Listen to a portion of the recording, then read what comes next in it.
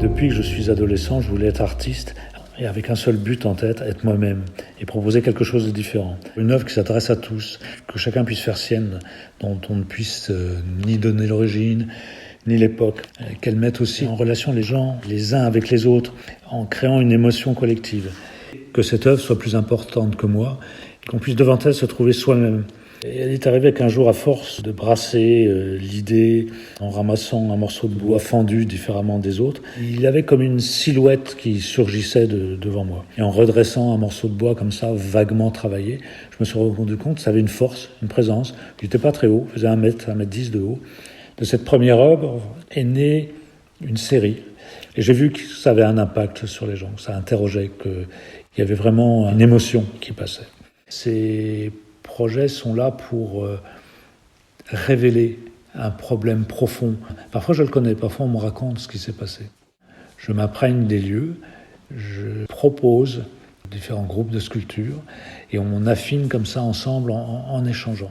En fonction du projet, je vais avoir envie d'arbres bien droits pour telle ou telle raison. Je vais avoir envie d'arbres qui se retournent sur eux-mêmes et ça je le vois en les achetant. Ensuite, je les fais venir à l'atelier, par des gros camions évidemment. Ces arbres sont fendus à la main, masse et coin.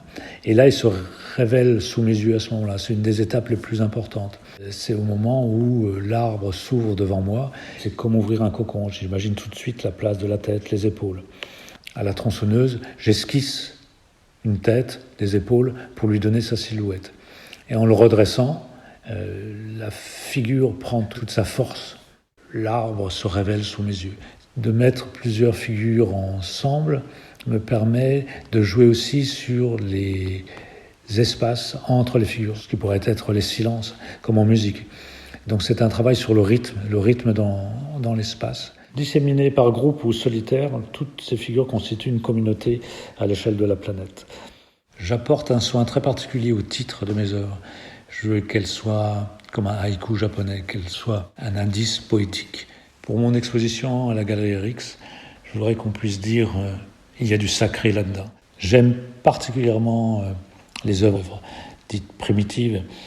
Plus l'œuvre symbolise, plus l'artiste peut s'absenter. Et j'aime ces situations où moi je m'efface. L'arbre est un beau symbole dans toutes les civilisations.